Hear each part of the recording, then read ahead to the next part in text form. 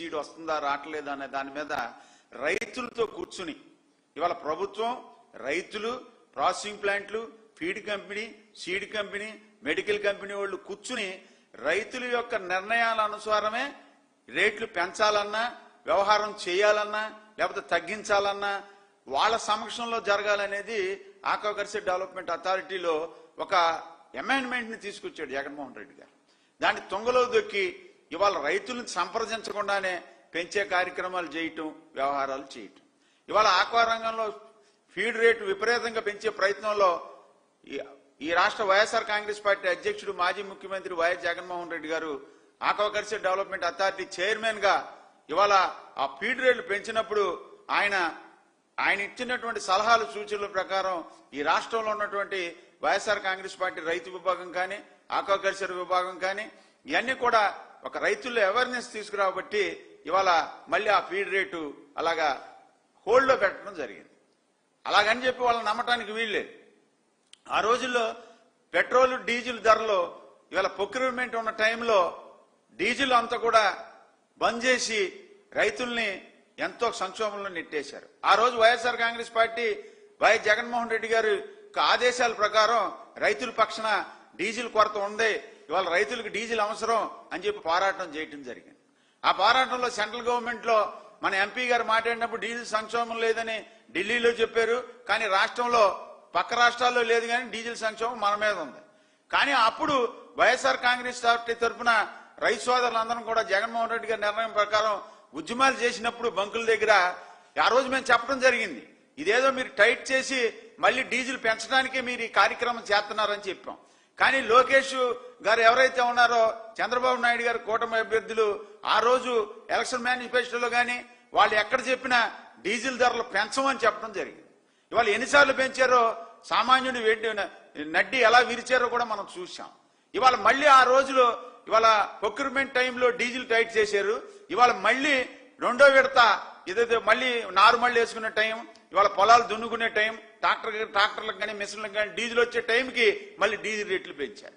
అంటే ఇవాళ పసుపు రైతులైనా, అలాగే మొక్కజొన్న రైతులైనా, అలాగే మామిడి రైతులైనా, అలాగే మిరప రైతులైనా, వ్యవసాయ రంగంలో వివిధ పంటలు పండించే ప్రతి రైతు అన్నా కూడా ఈ కూటమి ప్రభుత్వం చులకంగా ఉండడానికి కారణం ఇవాళ మనం చూస్తున్నటువంటి ఇవన్నీ కూడా నిదర్శనంగా ఉంటుంది.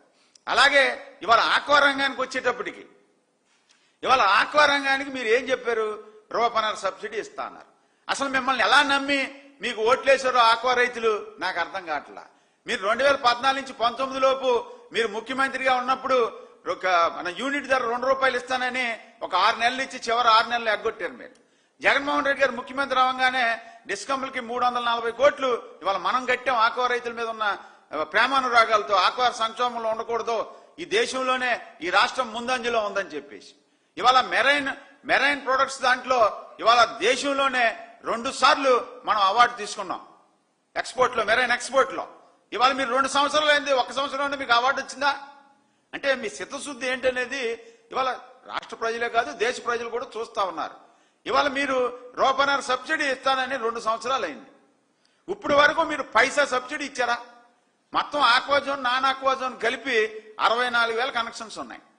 మేము ఇవాళ 10 ఎకరాల్లోపు ఆక్వాజోన్ పరిధిలోకి 50,800 కనెక్షన్లు తీసుకొచ్చాం.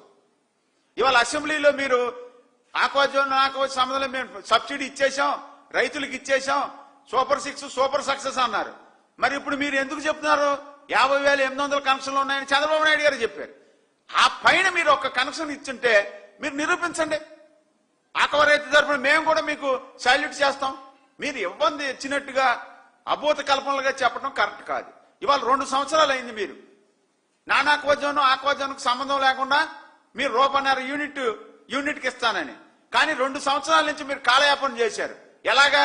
రిజిస్ట్రేషన్ల పేరుతో కొంతకాలం, తర్వాత కొత్త రిజిస్ట్రేషన్లు చేయించుకోవాలి, రిజిస్ట్రేషన్ సర్టిఫికెట్లు తీసుకోవాలి, డిస్ట్రిక్ట్ లెవెల్ కమిటీ ద్వారాగా మళ్ళీ కలెక్టర్ సమావేశాలు పట్టాలి రైతుల్ని, అధికారులని చెప్పి ఒక 2 సంవత్సరాలు కాలయాపన చేశారు. ఇదే వైఎస్ జగన్మోహన్ రెడ్డి గారి ప్రభుత్వంలో వైఎస్ జగన్మోహన్ రెడ్డి గారు ముఖ్యమంత్రిగా ఉన్నప్పుడు ఈ ఆక్వాజోన్, నాన్ ఆక్వాజోన్ లో కొంతమంది డిస్ప్యూట్లు వచ్చిన తర్వాత ఇవాళ సబ్సిడీ అప్పుడు మనం ఇచ్చినప్పుడు ఇవాళ 5 సంవత్సరాల్లో 3,640 కోట్లు సబ్సిడీ ఇచ్చినప్పుడు అప్పుడు ఏమైందంటే కొంతమంది ఒంగోలు, ప్రకాశం, నెల్లూరు ప్రాంతంలో కొంతమంది రైతులు, అలాగే ఉమ్మడి పశ్చిమ గోదావరి జిల్లా వీరవాసనం, భీమవరం, ఉండి ఆ ప్రాంతంలో రైతులు, అలాగే కోనసీమలో అమలాపురం, అలాగే కొన్ని ప్రాంతాల్లో అక్కడ కూడా ఏమైందంటే వీళ్ళు ఎలిజిబుల్ అయిన తర్వాత సబ్సిడీ నాన్ ఎలిజిబిలిటీలో ఉండి కూడా సబ్సిడీ పొందారు. సబ్సిడీ పొందినప్పుడు అవన్నీ కూడా బిల్లులన్నీ కూడా డిస్కమ్ల నుంచి వాళ్ళకి వెళ్ళి మీటర్లు తీసే కార్యక్రమం చేశారు. ఇదంతా ఇప్పుడు ఉమ్మడి పశ్చిమ గోదావరి జిల్లా రైతు సంఘం నాయకులను అడగొచ్చు, మీరు కోనసీమలో ఉన్న రైతు సంఘం నాయకులను అడగొచ్చు, అలాగే ఒంగోలు, నెల్లూరు, ప్రకాశంలో ఉన్న రైతు సంఘం నాయకులను అడగొచ్చు మీరు. అప్పుడు ఈ బిల్లులన్నీ వస్తే అప్పుడు వైఎస్ జగన్మోహన్ రెడ్డి గారు ఆక్వాకల్చర్ డెవలప్మెంట్ అథారిటీ చైర్మన్ గా, నేను వైస్ చైర్మన్ గా, అప్పుడు ఉన్నటువంటి స్పెషల్ సెక్రటరీ పూనం మాలకొండయ్య గారు మేమందరం కూడా వెళ్ళి జగన్మోహన్ రెడ్డి గారి దగ్గర చెప్పడం జరిగింది. అప్పుడు మన విజయానంద్ గారు ఉండేవారు ఎనర్జీ డిపార్ట్మెంట్ కి.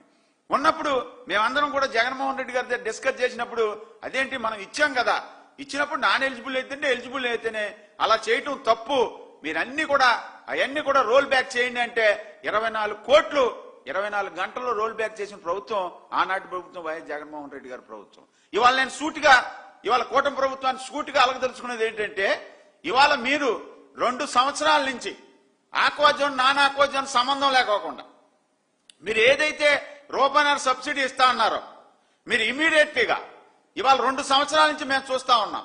ఇవాళ మీరు మహానాడుని ఎంతో గొప్పగా ఎన్టీ రామారావు గారిని పొడుకుంటూ మీ భజన మీరు చేసుకుంటూ ఇవాళ కార్యక్రమాన్ని చేపట్టారు కదా. కనీసం ఆ మహానాడు కార్యక్రమంలోనైనా ఆక్వా రైతులకి ఫలానా డేట్ నుంచి నాన్ ఆక్వాజోన్, ఆక్వాజోన్ సంబంధం లేకోకుండా నేను సబ్సిడీ ఇస్తానని మీరేమన్నా మహానాడులో చెప్పారా? ఆక్వా రైతులకు ధైర్యం, ఇవాళ ఆక్వా రంగం ఇంత సంక్షోభంలో ఉండి రోడ్డు ఎక్కిన ఆక్వా రైతులకు ధైర్యం చెప్పేలాగా మీరు ఏదైనా చేశారా? మీరు ఎంతసేపు మీ భజన మీరు చేసుకోవటం, మీ కుటుంబ భజన చేసుకోవటం తప్ప రైతులకు కానీ ప్రజలకు కానీ ఏం మంచి చేశారని చెప్పేసి నేను అడుగుతా ఉన్నా. కాబట్టి నేను అడిగేది ఒకటే సూటిగా, మీరు ఈ 2 సంవత్సరాల నుంచి నాన్ ఆక్వాజోన్, ఆక్వాజోన్ పరిధిలో ఉన్నటువంటి ఈ నాన్ ఆక్వాజోన్ లో ఉన్న వాళ్ళకి ఇవాళ 50,800 కనెక్షన్స్ ఉన్నాయి. దానికి అదనంగా మీరు ఒక కనెక్షన్ కూడా ఇవ్వాల. కాబట్టి నాన్ ఆక్వాజోన్ లో ఉన్నవాళ్ళు నిజంగా 12,800 కనెక్షన్లు సుమారుగా ఉంటాయి. ఇప్పుడు వాళ్ళందరికీ కూడా ఈ 2 సంవత్సరాల నుంచి వాళ్ళు బిల్లులు అయి కట్టుకున్నారు కదా. మరి ఈ 2 సంవత్సరాల నుంచి మీరు కట్టవలసిన నాన్ ఆక్వాజోన్ లో ఉన్నటువంటి రైతులకి ఆ బిల్లులన్నీ కూడా మీరు రోల్ బ్యాక్ చేస్తారా, చేయరా? దీనికి మీరు సూటిగా సమాధానం చెప్పాల్సిన అవసరం రైతులకు ఉంది. అలాగే మీరు గతంలో ఏదైతే మీరు చెప్పినటువంటి అన్ని కూడా చేయకోకుండా మీరు ఎంతో గొప్పగా ఏదో ఒక సంపద సృష్టిస్తానని చెప్పి మీరు చెప్పిన మాటలకే పరిమితం గానీ మీరు చేసినటువంటి కార్యక్రమాలు ఏం లేవు. అలాగే ఇవాళ నాణ్యమైన ఫీడ్ వచ్చేలాగా, ఇవాళ ఫీడ్ ధరలు పెంచడం కాదు, ఇవాళ సోయా గానీ ఫిష్ ఆయిల్ అని తగ్గించినప్పుడు గానీ ఎటువంటి రేట్లు తగ్గించారు మీరు ఆ రోజున, అది కూడా రైతులకు చెప్పవలసిన అవసరం ఉంది. ఇవాళ ఏదైతే జగన్మోహన్ రెడ్డి గారు ఆర్బీకే కేంద్రాల ద్వారాగా పంట నమోదు కార్యక్రమాలు ఏదైతే చేశారో, అంటే సుమారు ఈ రాష్ట్రంలో ఎంత పంట నమోదైంది, ఏదైనా లాస్ గానీ ఫ్లడ్స్ గానీ ఇలాంటి వచ్చినప్పుడు మనం ఎంత నష్టపరిహారం ఇవ్వాలనేది ఒక అవగాహన ఉండేది. అలాగే ఆక్వా రంగంలో కూడా ఆక్వా రొయ్యల సాగు ఎంత చేస్తున్నారో పంట నమోదు కార్యక్రమం కూడా చేయండి. మీరు చేసిన తర్వాత ఇవాళ ఆక్వా ఎక్స్పోర్టర్స్ అందరికీ కూడా ఈ ప్రాసెసింగ్ ప్లాంట్లకి 3 నెలలకు ఒకసారి ఆర్డర్స్ వస్తూ ఉంటాయి. వాళ్ళకి ఆర్డర్స్ వచ్చినప్పుడు వాళ్ళకి ఎంత ఆర్డర్ వచ్చింది, ఈ రాష్ట్రంలో ఎంత ఆక్వా సాగు జరుగుతుంది, దీన్ని బేర్ చేసుకుని ఆ రేటు నిలకడగా ఉండే కార్యక్రమం చేయాలని ఈ ప్రభుత్వానికి వైఎస్ఆర్ కాంగ్రెస్ పార్టీ తరఫున సూచిస్తా ఉన్నాం. అలాగే ఇవాళ ఫీడ్ ధరలు ఇవాళ సంవత్సరానికి ఒకసారి సోయా గానీ ఫిష్ ఆయిల్ గానీ సంవత్సరానికి ఒకసారి పెరుగుతూ ఉంటుంది. ఈ సంవత్సరం అంతా కూడా ఒకే రేటు ఉండేలాగా, అంతేగాని ఈ వారానికి ఒకసారి పెంచడం, 4 రోజులకు ఒకసారి తగ్గించడం, ఈ డ్రామాలు చేయటం అనేది మాత్రం ఆపాలని చెప్పి ఆక్వా రైతుల తరఫున వైఎస్ఆర్ కాంగ్రెస్ పార్టీ తరఫున డిమాండ్ చేస్తున్నాం. మీరు పెంచడం 10 రూపాయలు పెంచడం, మళ్ళీ ఈ రైతుల్ని ఊపు చేయటం, మళ్ళీ ప్రభుత్వం ఇందులో జోక్యం చేసుకుంటాను అంటాం, అది చేయటం. మొన్న మీరు ఆక్వా రంగంలో ఫీడ్ కంపెనీ వాళ్ళతో మీటింగ్లు పెట్టారు. మీరు ఫీడ్ కంపెనీలో పెట్టినప్పుడు ఈ రాష్ట్రంలో ఎన్ని ఫీడ్ కంపెనీలు ఉన్నాయి, హాజరైన ఎన్ని ఫీడ్ కంపెనీలు ఉన్నాయి, మీరు చేసిన పద్ధతి ఏంటి, మీరు చేసిన కార్యక్రమం ఏంటి అనేది ఈ రాష్ట్రంలో ఉన్న ఆక్వా రైతులందరూ కూడా చూశారు. అయితే ఈ ఆక్వా రంగంలో ఫీడ్ రేటు పెంచాలంటే రైతుల సంక్షేమంలో కూర్చుని రైతులు ప్రభుత్వం కూర్చుని మాట్లాడి రైతులకు అంగీకారంతోనే మీరు పెంచాలనేది మేము తీసుకొచ్చాం. ఆ రోజు ఇవాళ నెల్లూరులో, ప్రకాశం జిల్లా ఒంగోలులో ఉన్నటువంటి రైతులను అడగండి, అలాగే కోస్తా జిల్లాలో ఉన్నటువంటి రైతులు అడగండి, ఉమ్మడి పశ్చిమ గోదావరి జిల్లాలో ఉన్న రైతులు అడగండి.